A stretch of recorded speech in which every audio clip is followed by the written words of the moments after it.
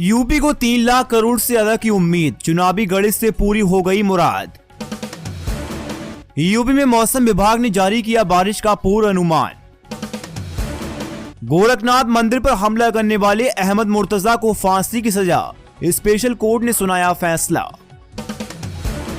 UP में इस हफ्ते के अंत तक ठंड से राहत मिलने की संभावना। यूपी के अमरोहा में मुस्लिम समाज ने फूंका स्वामी प्रसाद मौर्य का पुतला, कहा लिया जाएगा सख्त एक्शन, हिंदू मुस्लिम एकता की दिखाई मिसाल।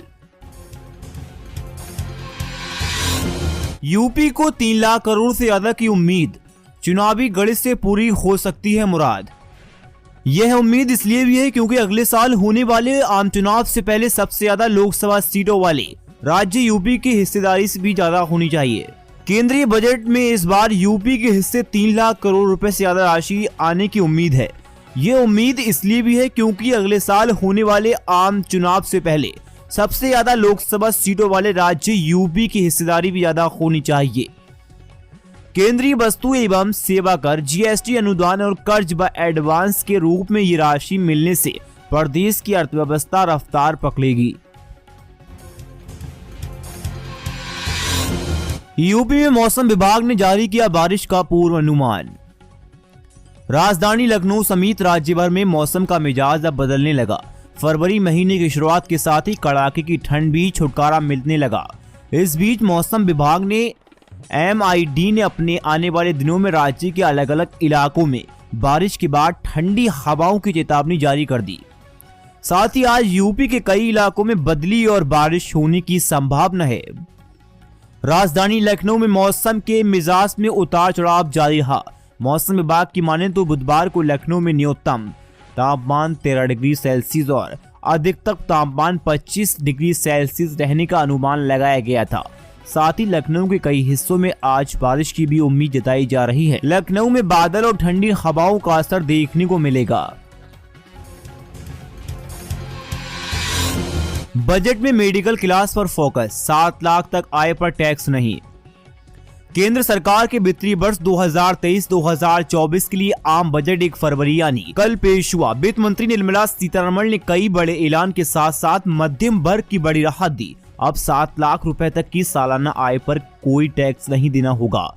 इसके अलावा महिला सम्मान बचत पात्र योजना शुरू होगी। इसमें महिलाओं को 2 लाख की बचत पर 7.5 का ब्याज मिलेगा। आइए जानते हैं सरकार ने बजट में क्या कुछ किया बड़ा ऐलान। केंद्रीय वित्त मंत्री निर्मला सीतारमण ने वित्तीय वर्ष 2023-2024 के लिए आम बजट पेश कर दिया।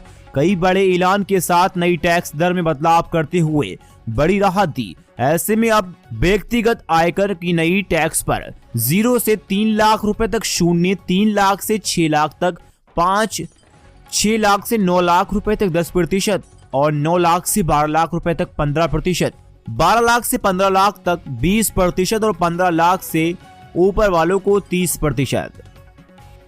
बजट में भारतीय रेलवे के लिए 2,40,000 करोड़ का आवंटन करने की व्यवस्था की गई, जो अब तक की सबसे बड़ा है। इसमें पहले 2023-2024 में जो आवंटन किया गया था ये उससे 9 गुना अधिक है। बजट में युवा उद्योगियों के लिए क्या मिला?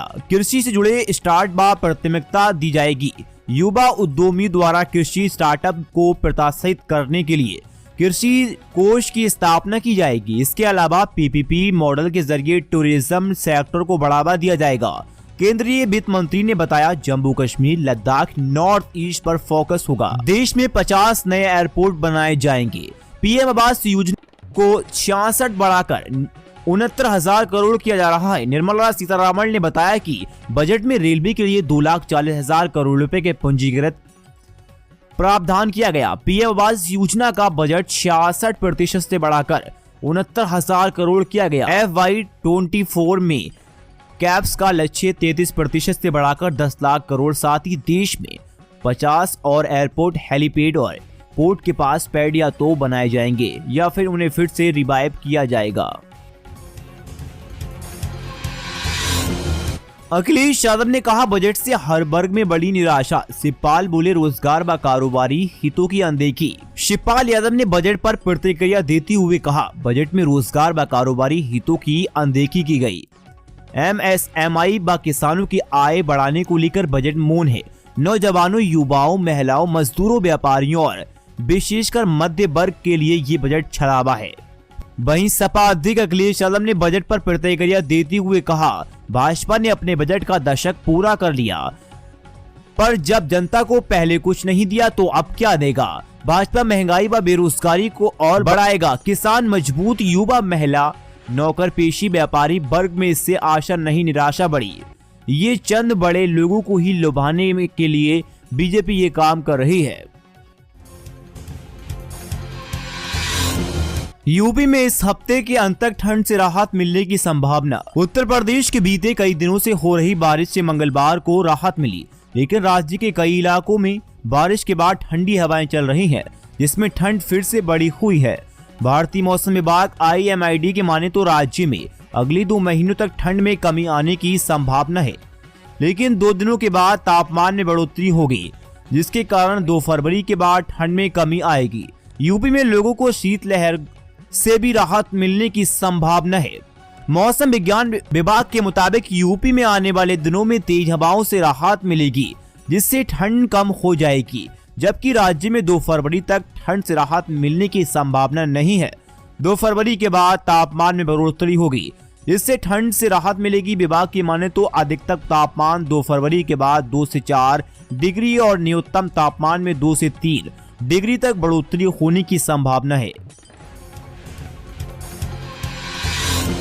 यूपी के अमरोहा में मुस्लिम समाज ने फूंका स्वामी प्रसाद मौर्य का पुतला, कहा लिया जाएगा सख्त एक्शन। यूपी के अमरोहा में मुस्लिम समाज के लोगों ने स्वामी प्रसाद मौर्य का पुतला फूंका। हिंदू मुस्लिम एकता का संदेश देते हुए मुस्लिम समाज ने स्वामी प्रसाद मौर्य के खिलाफ कानूनी कार्रवाई की मांग सीएम योगी आदित्यनाथ से की। साथ ही मांग की है कि जल्द से जल्द स्वामी प्रसाद मौर्य को जेल भेजा जाए। रामचरितमानस पर मौर्य के दिए बयान से मुस्लिम समाज नाराज है। यूपी में जहरीली गैस से इंटर कॉलेज की 10 छात्राएं बेहोश, 4 की हालात गंभीर।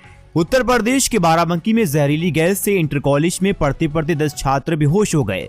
इसमें 4 की हालात गंभीर बताए जा रहे हैं। उन्हें इलाज के लिए लखनऊ में ट्रामा सेंटर रेफर कर दिया गया। सूचना पर पहुंची पुलिस ने एक युवक को हिरासत में लेकर मामले की जांच शुरू कर दी। मामला नगर कोतवाली क्षेत्र के किंग जॉर्ज इंटर कॉलेज का है। यहां पढ़ाई के दौरान संदिग्ध जहरीली गैस से अचानक छात्राएं बेहोश होने लगी। इसके साथ साथ कुछ शिक्षक भी इसके चपेट में आ गए। इसके बाद स्कूल के साथ साथ आसपास के इलाकों में हड़कंप मच गया।